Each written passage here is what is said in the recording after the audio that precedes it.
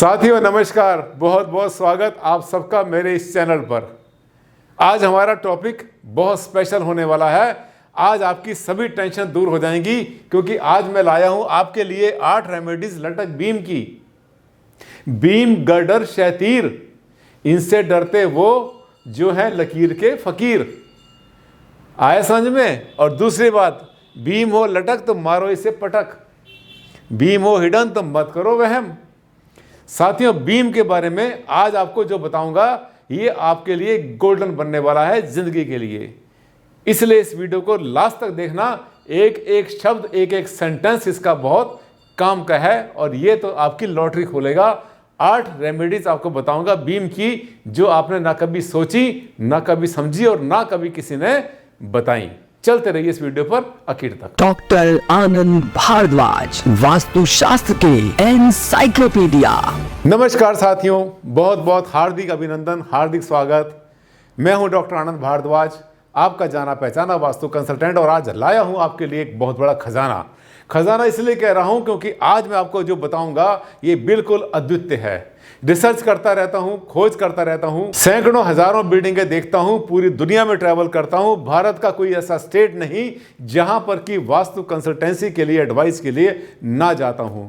पूरा south India एक तरफ और इसके अलावा राजस्थान के अलावा पूरा पंजाब और हिमाचल और यहाँ तक कि गुवाहाटी से भी आगे तक मेरे क्लाइंट्स हैं। इंडिया से बाहर बहुत सारे ऑफिस से जाता रहता हूँ। तरह तरह के सीन दिखाई पड़ते हैं, तरह तरह के लोग दिखते हैं, तरह तरह के वहम दिखाई देते हैं, और जो वास्तु वालों ने आकर वहाँ लपेटा मारा होता है वो भी सीन बढ़िया होकर दिखाई पड़ते हैं। तो बीम पर क्या बनाते हैं लोग सीन, वो तो होता है कुछ अलग, लेकिन आप क्योंकि फॉलो करते हैं डॉक्टर आनंद भारद्वाज को, आपके लिए टेंशन कुछ भी नहीं। लेकर चलता हूँ। देखिए, इनको कहते हैं बीम। किसी भी बिल्डिंग स्ट्रक्चर में जो कि मॉडर्न तरीके से बनाई जाती है उसमें आमतौर पर बीम पर ही बिल्डिंग बनती है, तो बीम के साथ में कॉलम का होना जरूरी है। अगर कॉलम और बीम नहीं होंगे तो कॉलम पर तो बिल्डिंग खड़ी होती है, बीम आपस में एक दूसरे को टाई करते हैं, टाई बीम भी बनते हैं और बहुत बार लटक बीम बनते हैं और कभी कभी कैंटिलीवर बीम भी बनते हैं जो कि पूरी बिल्डिंग को संभालते हैं अपने लोड को। साथियों, वास्तुशास्त्री को सिविल इंजीनियरिंग की बहुत गहरी नॉलेज होनी जरूरी है और उसका अगर सहारा ले ले वो और उसको थोड़ा सा अप्लाई कर दे तो बिल्डिंग बहुत अच्छी बनती है, खतरा कोई नहीं होता।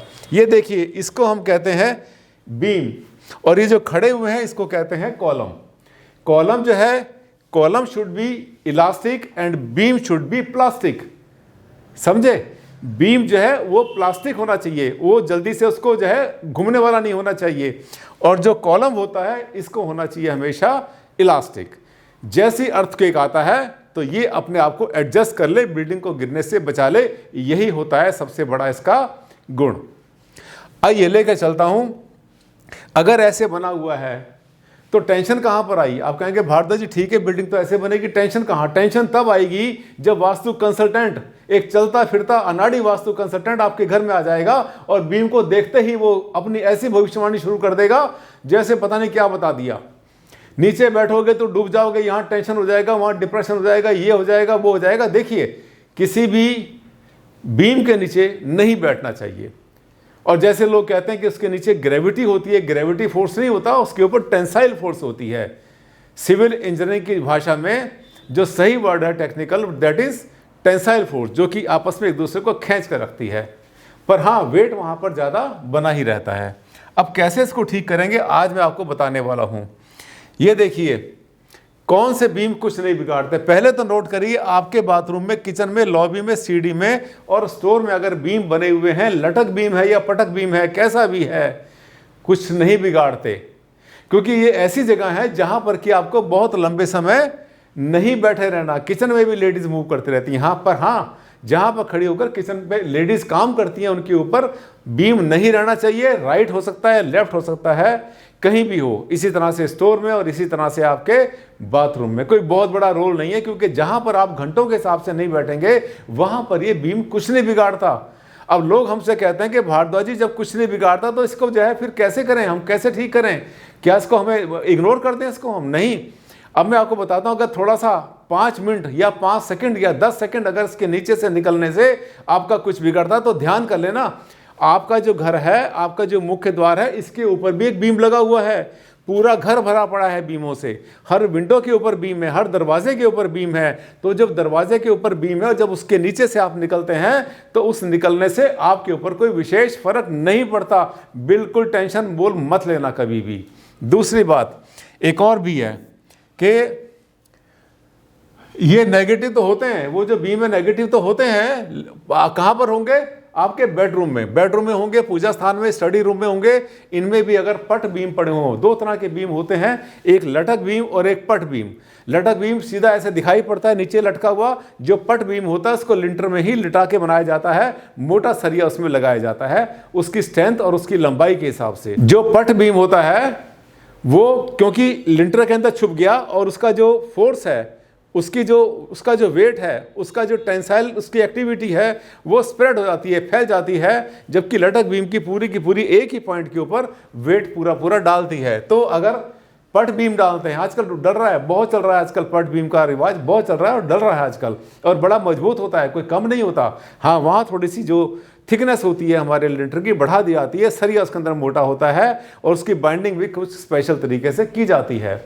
उसमें आपको लटक बीम बनाने की जरूरत नहीं पड़ती। लटक बीम किसको बोलते हैं? जैसे पुराने टाइम में हमारे लकड़ी के शतीर हुआ करते थे या लोहे के गर्डर डालते हैं आमतौर पे। गांव में क्या होता है, ये टुकड़ी पत्थर भी बोलते हैं, गर्डर पत्थर भी डाल देते हैं ताकि जो है टेम्परेरी हो, जब कभी छत को बदलना हो तो बदलने में उनका नुकसान ना हो।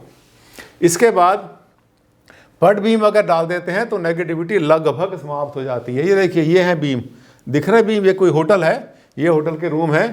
ये जो बीम है, ये बीम आपका कुछ नहीं बिगाड़ेंगे क्योंकि लॉबी में आपने घूमना है, नीचे बैठना नहीं है। तो जब हम चलते फिरते हैं तो किसी भी लॉबी के अंदर, आपके घर में, होटल में, कहीं पर भी बहुत सारे बीम हो सकते हैं, 1 2 5 10 20 हो सकते हैं। तो जब नीचे से आप क्रॉस कर रहे हैं तो कुछ नहीं बिगड़ रहा। ये मन में कभी वहम मत करना कि आप जो है बीम के नीचे से निकलेंगे तो परेशानी हो जाएगी। वास्तु को उतना ही सुनो, उतना ही समझो और उतना ही अप्लाई करो जितने से आपकी जिंदगी कहीं गड्ढे में नहीं जाती, टेंशन में नहीं जाती। आगे चलेंगे। ये देखिए, ये है सार तत्व हमारे इस वीडियो का। बीम की रेमेडी क्या है? ये नंबर 1 आ गया, इसको 0 मान लेना। यहां से शुरू करते हैं। नंबर 1, बचकर बेड डालो। यानी जो बेड डालते हैं अपना, नीचे से सोना है आपने तो बच के डालो, थोड़ा सा उसको राइट या लेफ्ट कर लो, सबसे अच्छी रेमेडी है। कमरे में है बीम रह जाए, कुछ नहीं बिगाड़ेगा आपका। और आपको बता दूं एक बात, अगर आपकी दीवारें 4 इंची की है ना, तो जो आपके कॉलम बने होंगे कॉर्नर में, वो कॉलम होंगे आपके 9 इंच के या 10 इंच के कॉलम होंगे। 4 इंच की अगर दीवार होगी तो कोने में आपको जो है ऐसे कोना बढ़ा हुआ दिखाई देगा। कभी वहम मत करना उसको भी लेकर वास्तु कंसल्टेंट बहुत बार टेंशन डाल देते हैं। पहले तो मैं आपको बता देता हूँ, एक बात ध्यान कर लेना, जीवन में अगर आपको अच्छा जीना है ना तो कंसल्टेंट मजावा लो, सुलझावा लो। और कंसल्टेंट आपका ज्ञानी हो, एक्सपीरियंस्ड हो और साथ में मैच्योर भी हो। उसका ध्यान इसमें ना जाए कि आपको डराए, उसका ध्यान इसमें जाए कि आपके दिल के धीरे धीरे सारे डर दूर कर दे और सच्चे मन से करे, साइंटिफिकली करे, लॉजिकली करे। अगर उसके पास कोई आधार नहीं समझाने के लिए, केवल वहम लेकर आपके लिए आया है तो समझना कि वो आपके लिए टेंशन वो बीम नहीं देगा, टेंशन तो यही दे देगा वास्तु कंसल्टेंट।